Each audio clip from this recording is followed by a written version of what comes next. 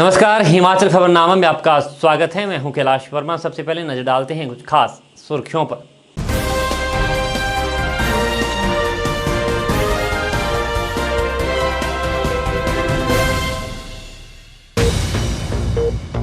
धर्मशाला के तपोवन में आयोजित हिमाचल विधानसभा के शीतकालीन सत्र के पहले दिन सदन में खूब हंगामा। नेता प्रतिपक्ष मुकेश अग्निहोत्री समेत कांग्रेस के 7 विधायकों ने सदन में पेश किया अविश्वास प्रस्ताव। हिमाचल प्रदेश में सामान्य वर्ग आयोग के गठन की अधिसूचना जारी। देवभूमि क्षत्रिय संगठन और देवभूमि स्वर्ण मोर्चा के बैनर तले विधानसभा के बाहर लोगों ने किया उग्र प्रदर्शन।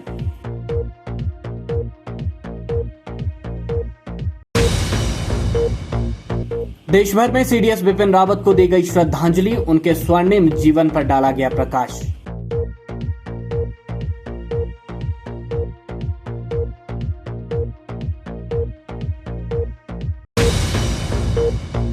राजधानी शिमला के ढली स्थित एचआरटीसी वर्कशॉप में लगी आग। दमकल विभाग ने समय रहते पाया आग पर काबू।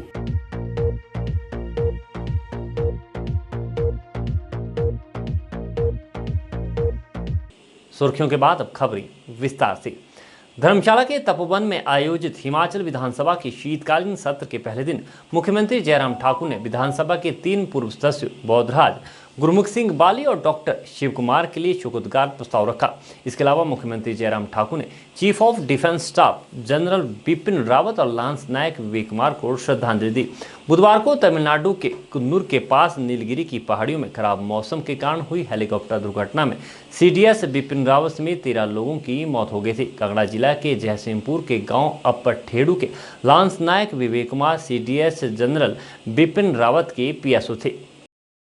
धर्मशाला के तपोवन में आयोजित हिमाचल विधानसभा के शीतकालीन सत्र के पहले दिन सदन में खूब हंगामा हुआ। नेता प्रतिपक्ष मुकेश अग्निहोत्री समेत कांग्रेस के 7 विधायकों ने सदन में अविश्वास प्रस्ताव पेश किया। अग्निहोत्री ने कहा कि सरकार ने अपना विश्वास खो दिया है। उपचुनाव में भाजपा 4 सीटों पर हार गई है। सदन में प्रस्ताव पेश होते ही इसे खारिज कर दिया गया। विधानसभा अध्यक्ष विपिन सिंह परमार ने नियमों का हवाला देकर चर्चा की अनुमति नहीं दी। उन्होंने कहा कि नियमानुसार कांग्रेस के 23 सदस्य सदन में होने चाहिए। कांग्रेस के 23 में से 18 सदस्य सदन में थे। ऐसे में कांग्रेस विधायकों ने सदन में चर्चा क्यों नहीं होती के नारे लगाना शुरू कर दिए और इसके बाद सदन से वॉकआउट कर दिया। नेता प्रतिपक्ष मुकेश अग्निहोत्री ने कहा कि कांग्रेस ने आज अविश्वास प्रस्ताव पेश किया। कांग्रेस के 22 विधायक हैं। माकपा विधायक राकेश सिंघा का भी कांग्रेस को समर्थन है। ऐसे में संख्या पूरी होने के बावजूद सदन में अविश्वास प्रस्ताव को खारिज कर दिया गया, क्योंकि यह सरकार जनता के बीच अपना विश्वास खो चुकी है। उन्होंने कहा कि उपचुनाव में चारों तरफ भाजपा की हार हुई है। ऐसे में सरकार ने सत्ता में बने रहने का नैतिक अधिकार खो दिया है। उन्होंने कहा कि उपचुनाव में हार के बाद पेट्रोल डीजल सस्ता हुआ। सरकार को कर्मचारियों की मांगों की याद आई। मुकेश अग्निहोत्री ने आरोप लगाया कि सरकार हर क्षेत्र में विफल रही है। कांग्रेस के 22 विधायक हैं। हमें जो है माकपा के श्री राकेश सिंघा जी का समर्थन और ये 23 लोगों का जो है सिग्नेचर है और 1/3 एमएलए चाहिए थे ये अविश्वास प्रस्ताव मूव करने के लिए। हमारा नंबर पूरा है और इसके बावजूद जो है मोशन रिजेक्ट किया जा रहा है और जो है टोटलिटी के आधार पे, क्योंकि ये सरकार क्रेडिबिलिटी खो चुकी है। ये सरकार जो है अथॉरिटी खो चुकी है। प्रदेश की जनता ने इसको रिजेक्ट कर दिया है। अभी 4 इलेक्शन होके हटे, 4 के 4 में ये हारे हैं। मुख्यमंत्री अपने घर में हारे हैं, जो बार बार कहते थे कि मंडी हमारी है। लोगों ने कह दिया मंडी तमाम जनता की है और वहां भी ये चुनाव हारे हैं। प्रदेश के अलग अलग कोनों में चुनाव हुए, चाहे वो एक शिमला में हुआ, चाहे वो दूसरा जो है कांगड़ा में हुआ, तीसरा सोलन में हुआ।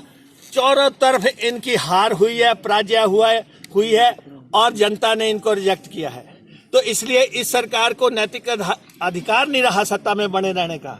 मुख्यमंत्री जी को और इनकी कैबिनेट को जो है पदों पे रहने का अधिकार नहीं रहा। लेकिन ये चर्चा नहीं चाहते। हम चाहते थे लंबी डिस्कशन हो, जो मुद्दे हैं उन पे चर्चा की जाए।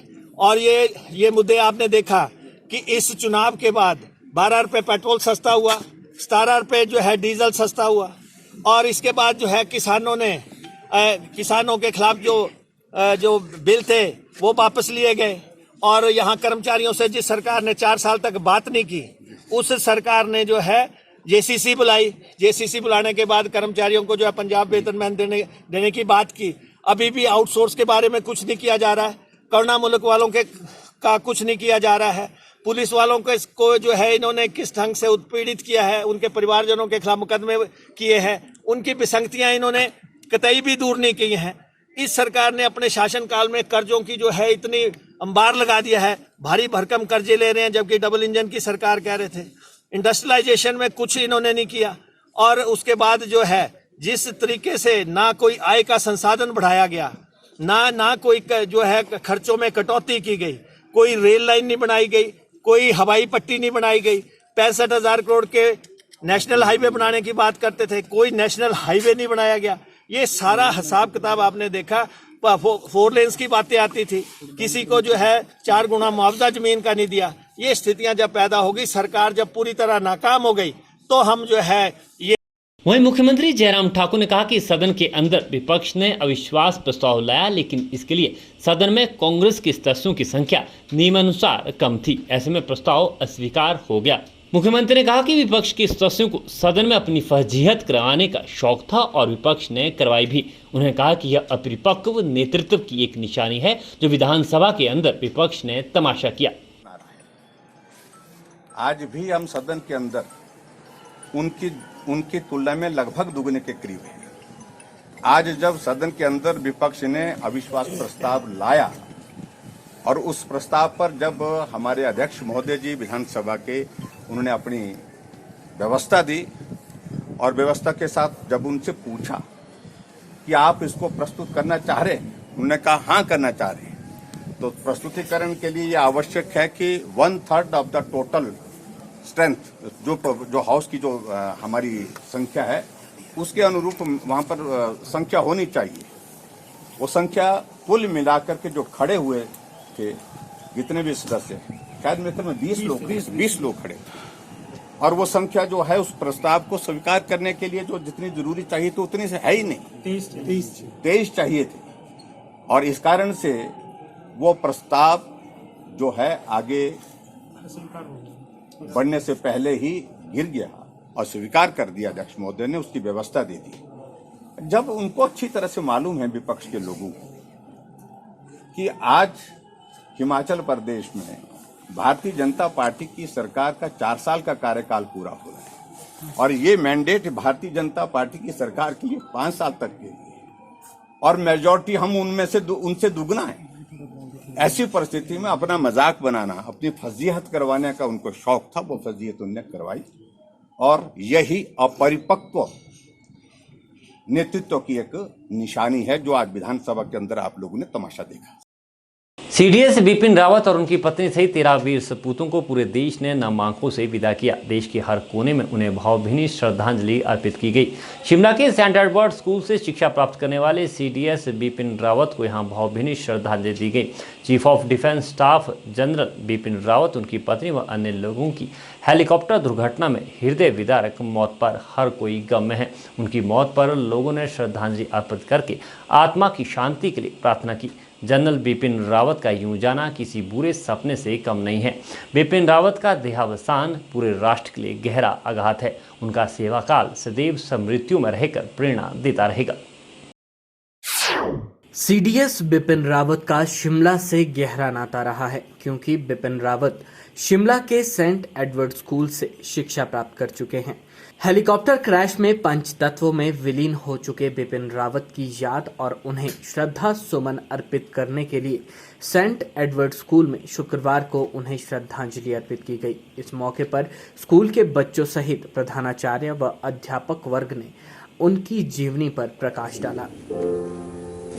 General Bipin Rawat, the soldier who created history.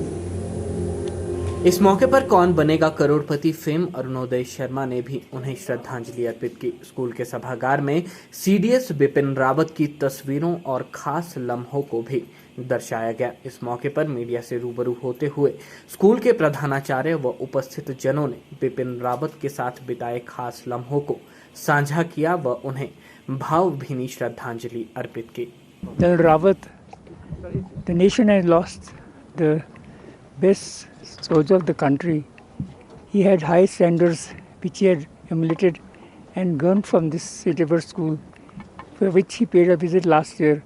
And as you all seen, the way he inspired the students, two of them have come forward and stated to follow the principle in life. He was a thorough gentleman, a very witty person and straightforward, and had pushed the nation to have modern weapons and be equipped with the best weapons which could be used in the war. Death is one thing which strangely unites all of us. And in this death, where 13 people have together lost their lives, it has not only united the school, it has united the nation.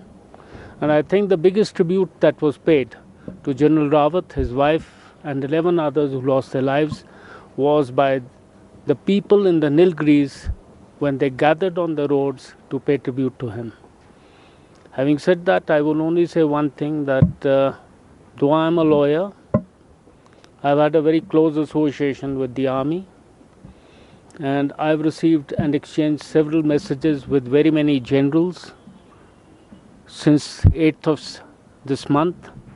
And the best message that I got was only while I was sitting in this hall, and somebody from Punjab, a general, to be precise, a gentleman who was chief of staff here, he has sent a message to say, a tribute to him, to say, Bira, you have died in the best manner possible.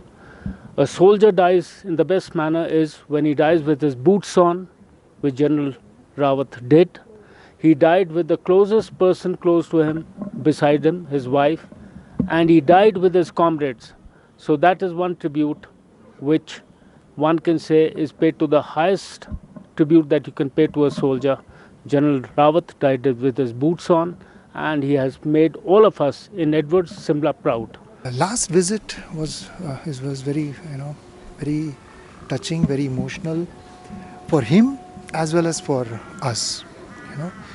So what we have seen is जब भी एक student आता है, they feel very proud. और सबसे पहले I want to see the classroom. और उस दिन फिर हम हड़बड़ी में, क्योंकि प्रोटोकॉल में था नहीं, तो फिर हड़बड़ी में सब कुछ खोल के हमने उनको क्लासरूम दिखाया, because I want to see my classroom. And he was very generous with everyone. ऐसा नहीं था कि उसका 1 घंटा था, नहीं, he was very generous. सबसे मिले, सबसे बातचीत की. So all of us felt very inspired. So that was about his visit. Himachal Pradesh में सामान्य वर्ग आयोग के गठन की अधिसूचना जारी कर दी गई है। मुख्यमंत्री जयराम ठाकुर ने हिमाचल प्रदेश विधानसभा के शीतकालीन सत्र के पहले दिन सदन में इसकी घोषणा की। मुख्यमंत्री ने यह घोषणा देवभूमि क्षत्रिय संगठन और देवभूमि स्वर्ण मोर्चा के बैनर तले विधानसभा के बाहर लोगों के उग्र प्रदर्शन के बाद की। मुख्यमंत्री की घोषणा के साथ ही देवभूमि क्षत्रिय संगठन और स्वर्ण मोर्चा ने प्रदर्शन खत्म करने का निर्णय लिया है। आयोग के गठन की मांग को लेकर सुबह से ही बड़ी संख्या में लोग तपोवन से करीब 1 किलोमीटर पीछे जोरावर स्टेडियम में इकट्ठे हुए थे। इसके बाद उग्र भीड़ ने विधानसभा घेरने की कोशिश की। प्रदर्शनकारियों ने बैरिकेड्स तोड़ दिया और तपोवन विधानसभा परिसर के बाहर पहुंच गए। कुछ प्रदर्शनकारियों ने विधानसभा परिसर के भीतर घुसने की कोशिश की। अग्निशमन विभाग की गाड़ियों को भी नुकसान पहुंचाया। इसके बाद पुलिस और अग्निशमन विभाग के कर्मियों ने प्रदर्शनकारियों को रोकने के लिए पानी की बौछार की। प्रदर्शनकारियों ने पत्थरबाजी भी की, जिसमें कुछ लोग घायल हो गए। डीजीपी और डीसी की गाड़ियों का भी घेराव किया गया। इसके बाद मुख्यमंत्री जयराम ठाकुर ने प्रदर्शनकारियों से बात की, लेकिन वे स्वर्ण आयोग की घोषणा पर अड़े रहे। मुख्यमंत्री जयराम ठाकुर ने बजट सत्र का वक्त मांगा, लेकिन प्रदर्शनकारी नहीं माने और लिखित में आश्वासन मांगा। स्थिति और तनावपूर्ण होती देख मुख्यमंत्री जयराम ठाकुर ने 3 महीने में सामान्य जाति आयोग गठन की विधानसभा में घोषणा की।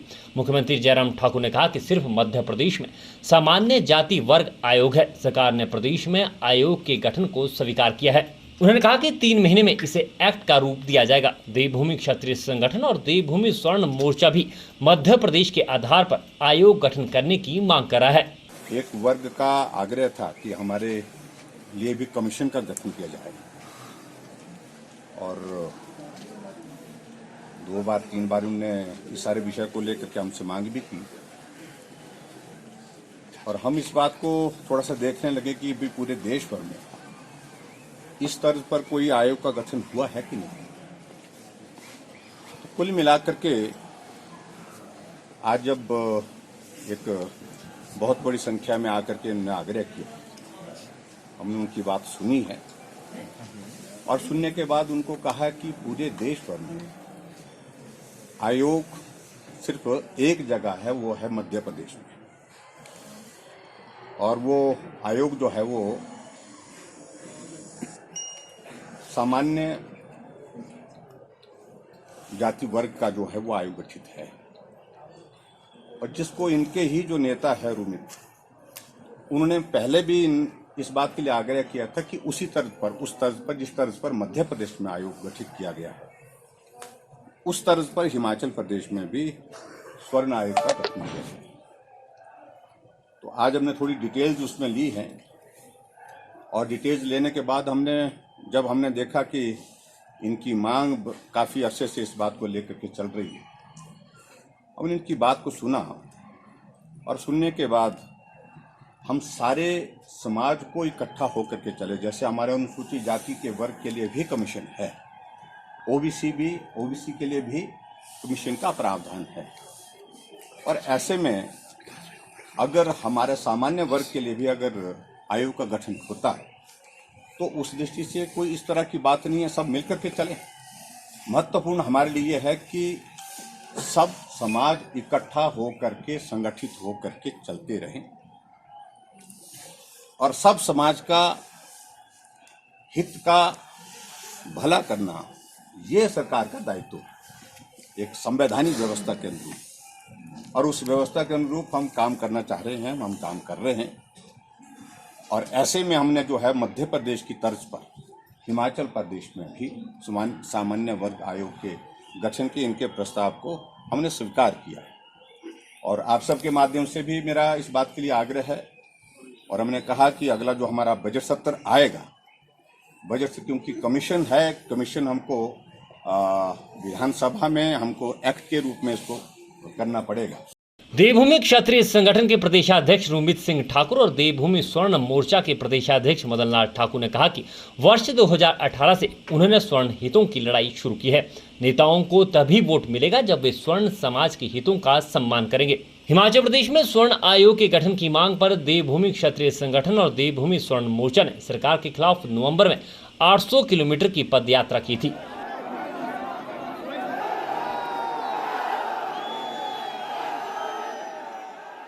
सीडीएस बिपिन रावत समेत तमिलनाडु हेलीकॉप्टर क्रैश में जान गंवाने वाले सभी वीर सपूतों को भावभीनी श्रद्धांजलि अर्पित की गई। भारतीय जनता युवा मोर्चा ने शिमला के रिज मैदान पर बिपिन रावत की छायाचित्र पर श्रद्धासुमन अर्पित कर उन्हें याद किया। इस मौके पर स्थानीय लोगों के साथ ही पर्यटकों ने पुष्प अर्पित कर मां भारती के वीर सपूतों को श्रद्धासुमन अर्पित किए।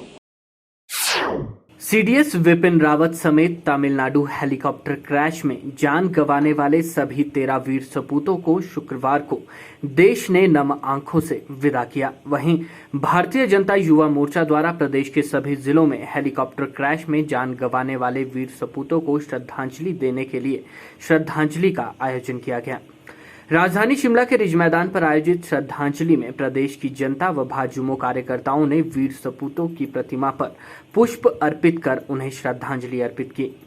मीडिया से बात करते हुए भारतीय जनता युवा मोर्चा के जिला अध्यक्ष पारुल शर्मा ने कहा कि देश की तीनों सेनाओं के प्रमुख सीडीएस बिपिन रावत व उनकी पत्नी सहित 12 वीर सपूतों ने हेलीकॉप्टर क्रैश में अपनी जान गंवाई है, जिन्हें आज रिज मैदान पर श्रद्धांजलि दी गई। 2 दिन पहले तमिलनाडु के कन्नूर में जो भारतीय वायुसेना का विमान हेलीकॉप्टर जो क्रैश हुआ, जिसमें देश के तीनों सेनाओं के सर्वोच्च सीडीएस बिपिन रावत जी के साथ साथ 13 अन्य 12 सैनिक वो एक उनकी धर्मपत्नी जो शहीद हुए हैं, उन सबको एक दिल से श्रद्धांजलि देने के लिए शिमला की समुद्र प्रबुद्ध जो जनता है उनके माध्यम से उनकी द्वारा कि किस तरह हम श्रद्धांजलि दे सकते हैं उनके लिए, इसलिए आज ये कार्यक्रम युवा मोर्चा शिमला ने रखा ताकि आम जनता एक बार अपने जो हमारी तीनों सेना के सेना नायक थे उनको और उन शहीद सैनिकों को सच्ची श्रद्धांजलि दे सके। उपायुक्त शिमला आदित्य नेगी ने कहा कि ओमिक्रॉन वायरस को देखते हुए विदेशों से शिमला आने वाले पर्यटकों को RT-PCR रिपोर्ट साथ लानी होगी और प्रदेश में आते ही उन्हें दोबारा RT-PCR की प्रक्रिया से गुजरना पड़ेगा। उन्होंने कहा कि वायरस से बचाव को लेकर हर स्तर पर एहतियात और सावधानी बरती जाएगी। ओमिक्रॉन का खतरा जो है वो जो विदेशों से जो आ रहे हैं नागरिक उनकी वजह से है बेसिकली। तो उनके लिए एक SOP ऑलरेडी इन प्लेस है कि जो भी विदेशों से आते हैं उनको पहले अपना RT-PCR टेस्ट कराना होता है। जिले में आने के बाद भी उनका RT-PCR टेस्ट होता है और उनको आइसोलेशन में रखा जाता है।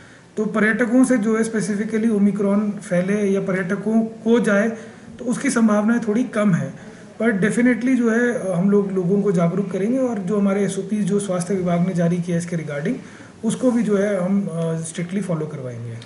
सर्दियों के मौसम में शहर के लोगों को एक दिन छोड़कर पानी की सप्लाई मिलेगी। शहर में पेयजल सप्लाई करने वाली कंपनी SJPNL ने पानी की राशनिंग का शेड्यूल जारी कर दिया है। पहले दिन आधे शहर को पानी मिलेगा और बाकी बचे इलाकों में अगले दिन सप्लाई आएगी। पानी की राशनिंग कब तक रहेगी, इसको लेकर कंपनी के अधिकारियों की ओर से स्थिति स्पष्ट नहीं की गई है। कंपनी के अधिकारियों ने बताया कि शहर को पानी की आपूर्ति का मुख्य जिम्मा गिरी और गुम्मा परियोजना पर है। गिरी परियोजना में लो वोल्टेज के कारण पंपिंग प्रभावित हो रही है। मजबूरन पानी की राशनिंग का फैसला लेना पड़ा है। जैसे ही वोल्टेज समस्या हल होती है, रोजाना पानी की सप्लाई शुरू हो जाएगी। इसमें देखिए दिक्कत वैसे एज सच हमारे एंड पे कम दिक्कत है। ये इलेक्ट्रिसिटी बोर्ड की वजह से थोड़ी प्रॉब्लम्स आ रही है और खासकर ये जो मतलब पीक आवर्स होते हैं जिसमें लोड जो है पब्लिक का भी ज़्यादा रहता है, डिमांड ज़्यादा रहती है, उस वजह से सुबह मॉर्निंग में खासकर 7 बजे से वोल्टेज की हमारी दिक्कत शुरू हो जाती है लगभग 12 बजे तक। मॉर्निंग में 7 से 12 बजे तक 5 घंटे और इवनिंग में 6 बजे के आसपास से लेकर 9 बजे तक ये 3 घंटे इवनिंग में।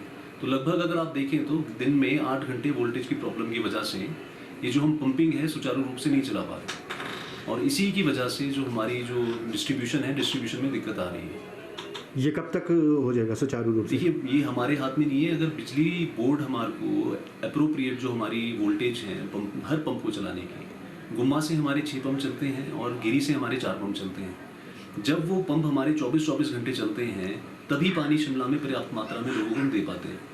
अगर वो पंप बीच में 2 चलेंगे, 1 चलेगा तो हमारे को फिर दिक्कत आनी शुरू हो जाती है। अभी भी यहाँ पर शिमला में स्थिति ऐसी नहीं है। ऑल्टरनेट डे में हर जगह लोगों को पानी लगभग मिल ही रहा है, कहीं पर ऐसी कोई खास दिक्कत है नहीं है। खासकर हमारे एरियाज़ में, जैसे मेरे पास एरिया अगर आप देखेंगे रिच से लेकर टूटू तक मेरे पास एरिया है, तो ऑल्टरनेट डे में हर जगह हम पानी दे ही रहे हैं। यहाँ पे ऐसी कोई मतलब मेजर कोई ग्रीवेंस है नहीं है यहाँ पे। तो क्या दिन कर लिए हैं? दिन के लिए हमारे को करना पड़ा क्योंकि परसों अगर आप देखेंगे जो गिरी और गुम्मा की स्कीम है, जो हमारी मेजर स्कीम है शिमला जहाँ से पानी आता है, वहाँ पर 40 mld पानी इन दोनों स्कीम से शिमला को मिलता है। परसों इस स्कीम से, इन दोनों स्कीमों से मिलाकर हमारे को 15 mld के आसपास पानी मिला।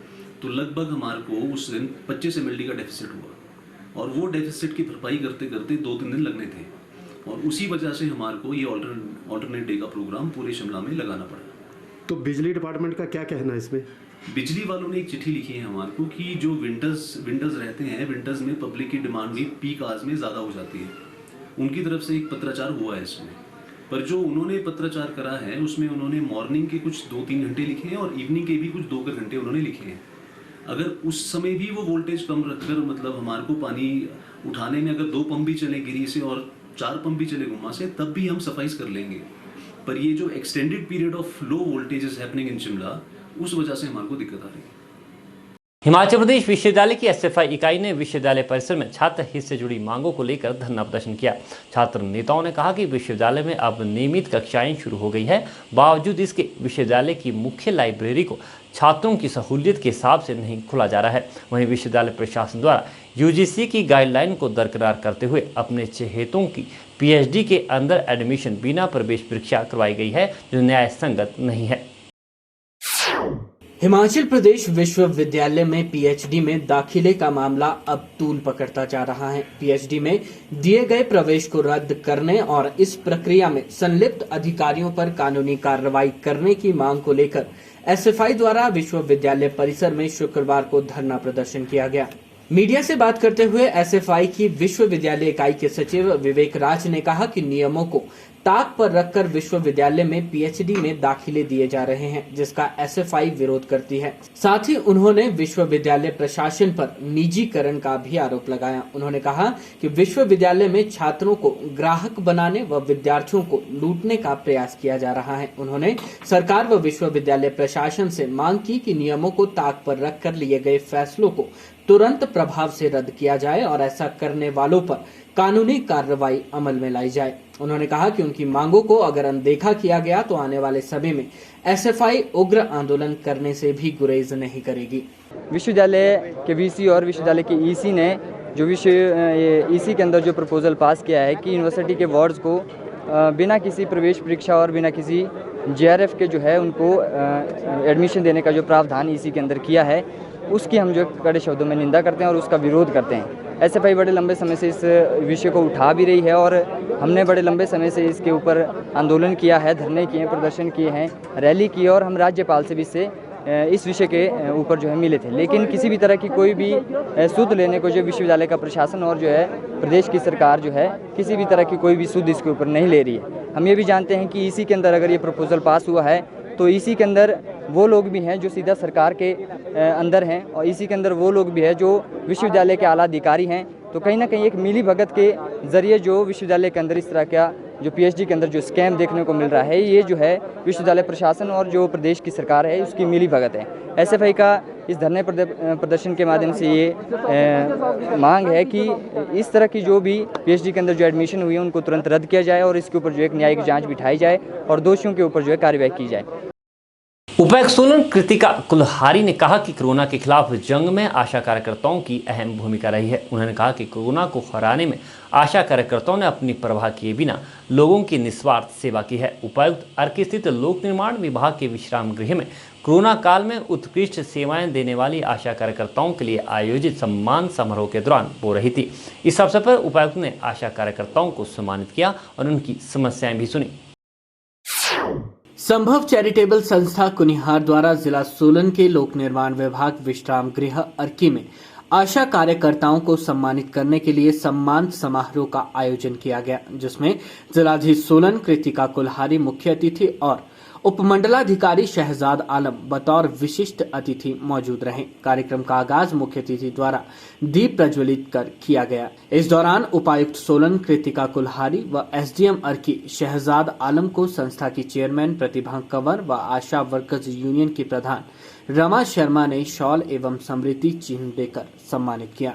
सम्मान समारोह में आशा वर्कर यूनियन की प्रधान रमा शर्मा ने कोविड काल में आई समस्याएं व अनुभव मुख्य अतिथि से साझा किए और उपस्थित मुख्य अतिथि से सरकार के समक्ष अपनी समस्याओं का निवारण करने के लिए निवेदन किया। कार्यक्रम में आशा वर्कर द्वारा रंगारंग कार्यक्रमों की भी प्रस्तुतियां दी गई।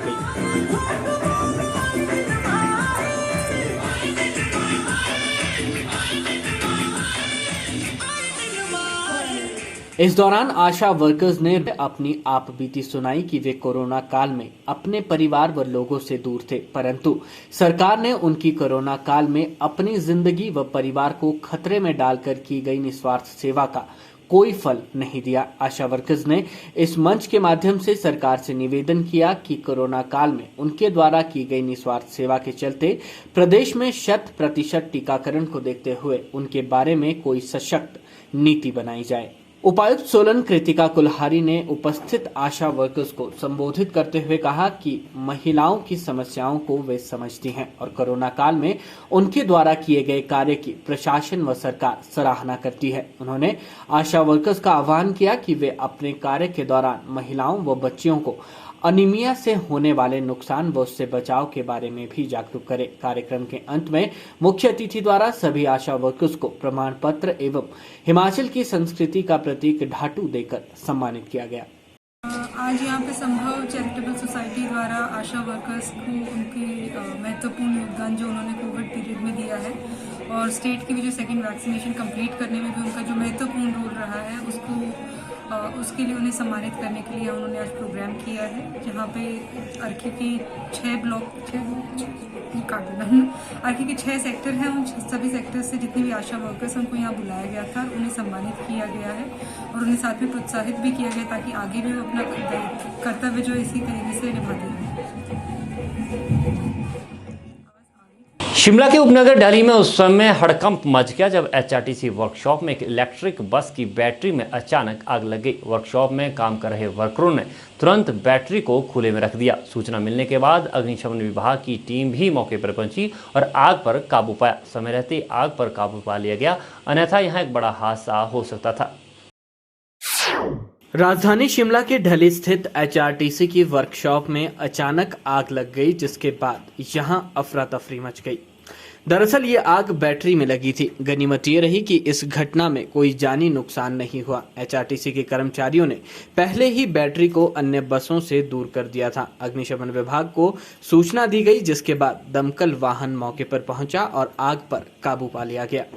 Station fire officer Tekchand Chauhan ने बताया कि इस घटना में अनुमानित 3 लाख की संपत्ति का नुकसान हुआ है और समय पर आग पर काबू पाने से करीब 5 करोड़ की संपत्ति को बचा लिया गया है। आज हमें कंट्रोल रूम शिमला में जो है 11:55 पर इस अग्निकांड की सूचना मिली, तो तुरंत माल रोड से एक गाड़ी जो है क्रू सहित मौके पर पहुंची और दूसरी छोटा शिमला से भी एक गाड़ी क्रू सहित मौके पर पहुंची। तो देखा कि यहाँ ढली HRTC वर्कशॉप में जो है बैटरी, जो गाड़ी की बैटरी होती है, उसमें आग लगी हुई थी। तो मौके पर पहुंचकर हमारे कर्मचारियों द्वारा उस आग को जो है प्रोडम से बुझाया गया और आग से तकरीबन लगभग कोई 3 लाख रुपए का नुकसान हुआ, जिसमें कि जो गाड़ी थी उसकी जो बैटरी पूर्ण से जल गई और जो बचाई गई संपत्ति है कम से कम 5 करोड़ के करीब है। जिला कुल्लू उपमंडल आने की ग्राम पंचायत रोपा के 27 वर्षीय देवेंद्र शर्मा दिव्यांग है। बावजूद इसके आज तक ये आधार कार्ड, अपंगता प्रमाण पत्र या अन्य पेंशन सुविधा से महरूम है। ऐसे में जिला परिषद अध्यक्ष पंकज परमार देवेंद्र शर्मा की मदद के लिए आगे आए हैं। पंकज परमार ने देवेंद्र शर्मा और उनके परिवार को हर संभव मदद का आश्वासन दिया है।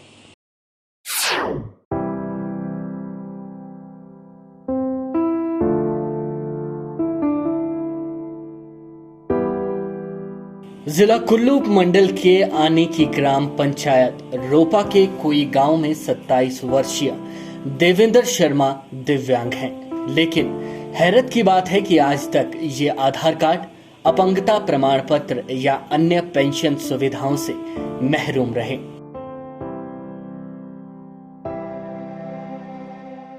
1996 से मेरा बेटा बहुत बीमार है।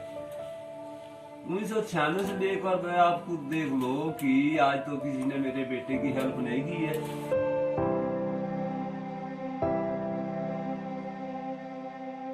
आपको बता दें कि जिला कुल्लू महिला कांग्रेस सचिव कुकी ठाकुर ने जिला परिषद अध्यक्ष पंकज परमार को अपनी पंचायत के कुई गांव में ले जाकर देवेंद्र शर्मा और उनके परिवार वालों से मिलवाया और उनके दुख दर्द और उनकी समस्याओं से अवगत करवाया।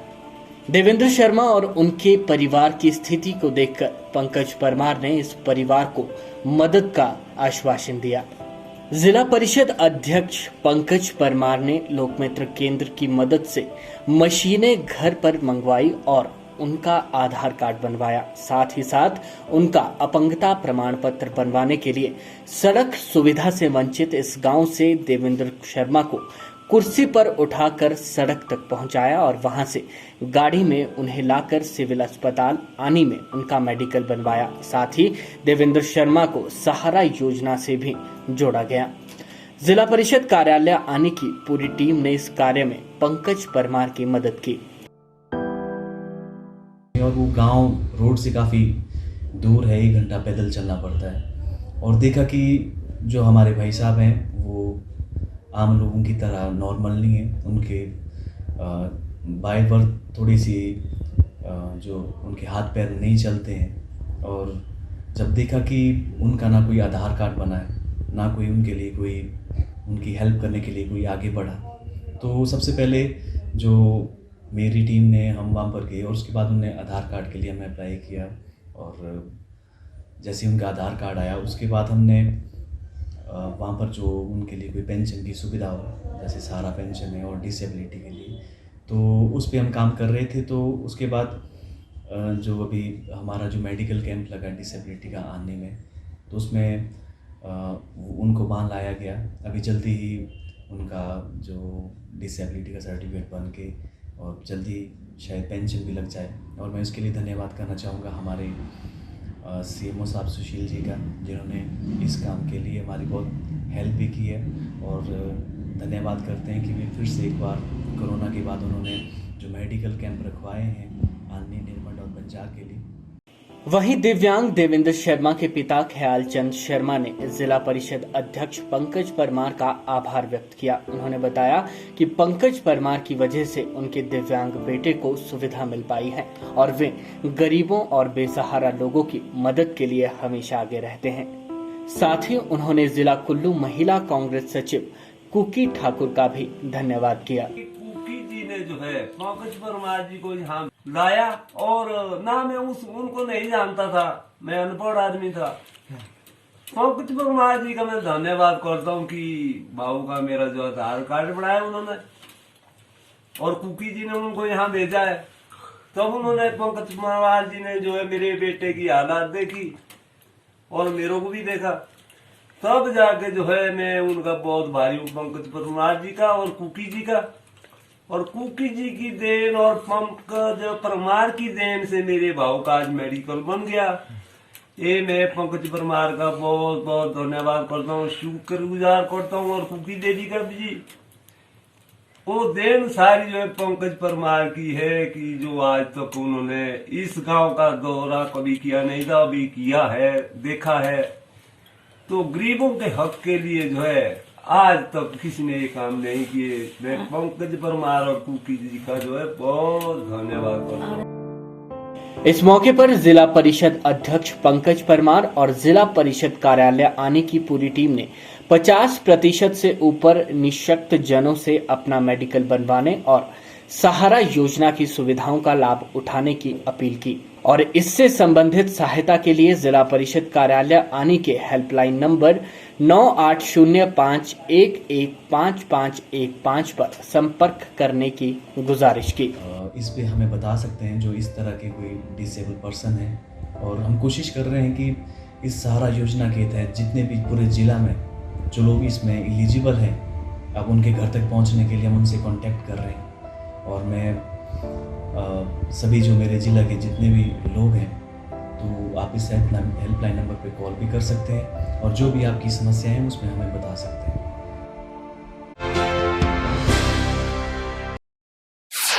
हिमाचल प्रदेश विश्वविद्यालय शिमला के पर्यटन विभाग द्वारा शिमला में 2 दिवसीय कॉन्क्लेव का आयोजन किया जा रहा है, जिसमें देश व प्रदेश भर से लंबे समय से पर्यटन कारोबार से जुड़े 50 लोगों ने शिरकत की है और हिमाचल प्रदेश में पर्यटन संभावनाओं को लेकर रोड मैप तैयार किया जा रहा है, जिसे सरकार और समाज से भी साझा किया जाएगा।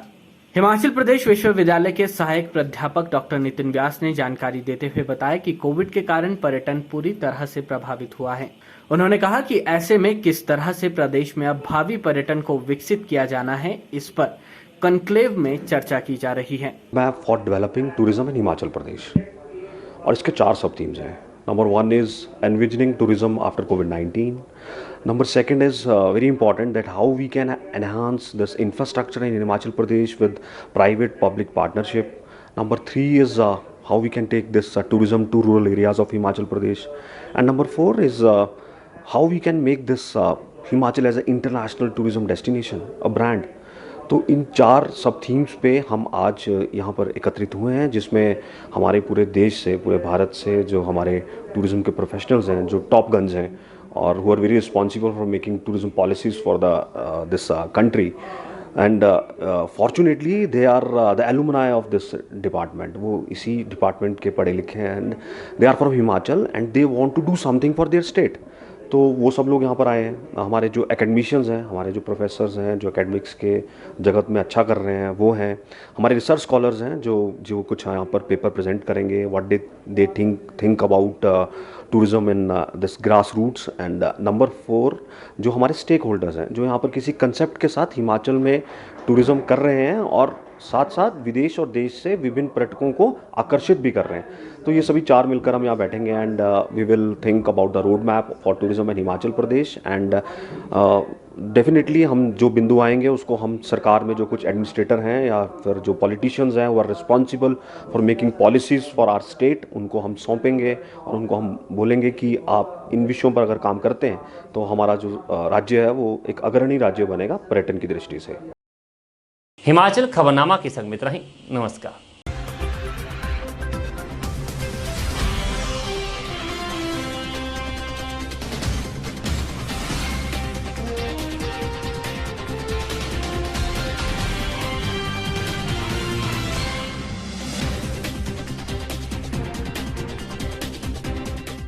हिमाचल खबरनामा न्यूज बुलेटिन के प्रायोजक थे road safety cell, Himachal Pradesh. भाई हेलमेट तो पहन ले। ओ नहीं यार, बाल खराब हो जाएंगे। जान ही नहीं रहेगी तो बालों का क्या करेगा? चल हेलमेट पहन। हिमाचल प्रदेश में इस साल अभी तक 1501 एक्सीडेंट हुए, 2133 लोग जख्मी हुए और 706 लोगों की जान भी गई। हेलमेट पहनेंगे तभी तो ये रोड एक्सीडेंट्स कम होंगे और हम जिंदा रहेंगे। 2 व्हीलर्स चलाते समय दोनों यात्री BSI प्रमाणित हेलमेट ही पहने, यातायात नियमों का पालन करें। Road safety cell Himachal Pradesh द्वारा जनहित में जारी।